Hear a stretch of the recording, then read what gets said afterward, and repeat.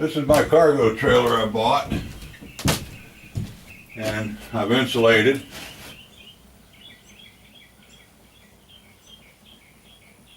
"143 degrees, 94 degrees, 91 degrees.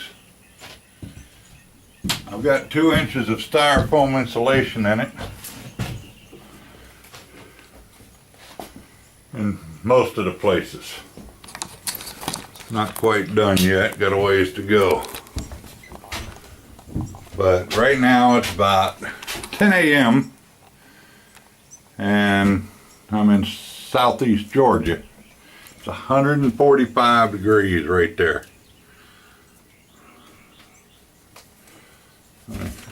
Pull out my little light here.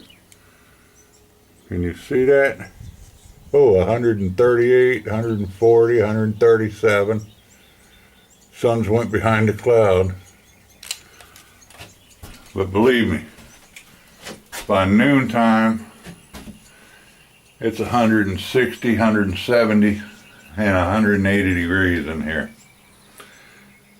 But I've got 2 inches of insulation. Reason being, at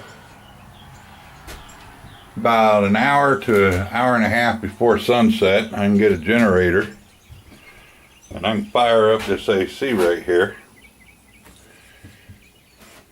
Once I get it mounted in here, and it will cool this trailer down to 68 degrees. It cools it down to 68 degrees now in the evenings. And then I can shut it off and have a nice cool trailer to sleep in. And if I've got shade, it's even cooler and I have to run it for less time. Now this trailer is brand new interstate, and I'm sorry to say that right down in the front of it here, which you can't see because I've patched it and insulated it and I'm not taking it all apart, there was a hole in the front of it. The piece of tin they put on the front of it had a big gaping hole right in the middle of it. And they covered it up with a stone guard. And I in turn have patched over the hole. I've cleaned, you notice this is a different color here. This is gray versus a black. I've had to sand all this metal, put a rust prohibitor primer on it, and then painted it with a rust prohibitor because it was all rusted. Now, when they sell us these things, they cover them up with a bunch of crap and tell us how great they are. But never take a salesman's word for it. Okay? You can't even see anything outside that's any different other than a little bit of sealant down there on the bottom that is squeezed out from the stuff I put on the inside. And yes, I do have brakes on it. When you're pulling a 14-foot trailer and you're doing it with a car or truck, or in my case a van, I like something to help stop me. I am in the process of taking the walls back down because I put the insulation up, put the boards back up, and I was on the road for a while. So now that I'm back, I'm taking the boards down, I'm painting them both sides, 2 coats of kilts to help with mildew. I'm going to paint the runners I put up to make it easier to put the sides back up. And I'm painting the floor with at least 4 coats of kilts before I figure out what type of flooring I want. I've got one vent here which I'm going to box out.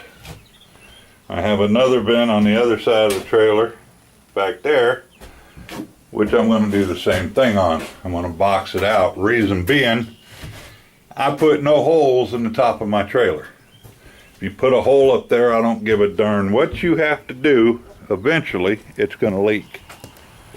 So this way, I've got a vent there and a vent here. I'm putting a reversible fan on both of them, so I can either suck out of that one and blow out of the back one, or I can suck out of the back one and blow out the top one.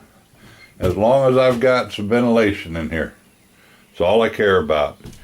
Now if you've noticed, yeah, you can see that screen.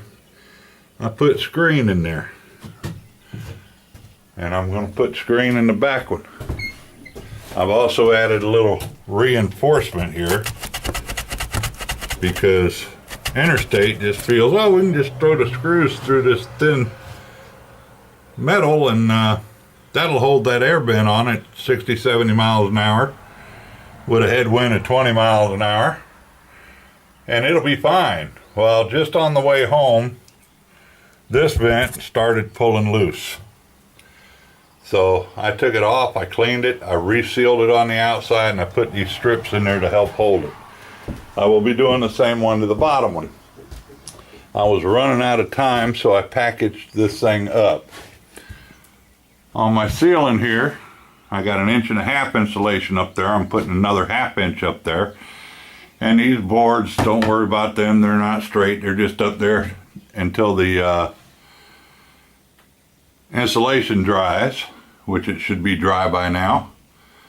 And then I will put another inch over the top of that. I'm keeping these side pieces, and this will come down right here. And all this is going to be insulated by fiberglass insulation, which will be sewed. I bought a bunch of bed sheets. I'm going to get the measurements. I'm going to take a piece of plastic, lay it out over a bed sheet, and I'm going to sew the plastic to the bed sheet, and then I'm going to stuff it full of insulation, and I'm sticking it up front here. That way it keeps any fiberglass from falling out from under it, and I don't have to worry about itching all the time. On the side here, I'm running my insulation across here. All of my plugs will be at the top of this trailer. Same thing with this side. One side is AC, the other side is DC. And the reason I am going to have all my plugs up there is because if you put a counter in here, my counters will be about that height right there. Any cord will reach that. And if not, I'll put a power strip on it, plug it in, and run it down the wall. I do not want plugs or any other wiring behind my boards. Why? I've been a mechanic for over 40 years, and even in vehicles, if the manufacturer did not wire it properly, wires will rub. You will have problems in them. Now, I will say Interstate was smart enough to use this in most places. Okay? That's one good point about it. But I will, I've added a little bit to this, as you can see. And I got to get some more for this because Interstate didn't feel it was necessary to insulate all that. So I will do that. Again, behind here, here, and here is going to be more sheets sewed together with plastic in them, and then my insulation in that. I'm also going to do it here after I get my wiring in. That will have fiberglass insulation on it. I will go from the wall to the ceiling with a board, and that will be my access in case I have any electrical problems. I can get in there and fix them. I generally don't, but you never know. My AC, I'm debating where I'm going to run that out. I do not want it hanging out of the trailer. As long as I can get maybe flush with the trailer, build me a little rack with a screen around the outside of it. That I'm hoping will suffice. But there will be no holes in my roof. I know. Oh, I've got a hole in my roof. It's been there for 90 years and it don't leak a drop. It's gonna leak eventually. It may not leak to where you notice it right away, but it is gonna leak. So You can go ahead and put that in the comments, but I know better. All right, been there, done that. Ain't doing it no more. My last trailer I was playing with had a vent in it. The reason I quit playing with it is because the vent leaked. And I'm not going through and repairing everybody's stuff, just my stuff. Now this one, I'm fixing it because I'm 60 years old. I ain't gonna be able to do this much longer. And this is gonna suffice me for the rest of the years I can do it. And everybody poops in a bucket.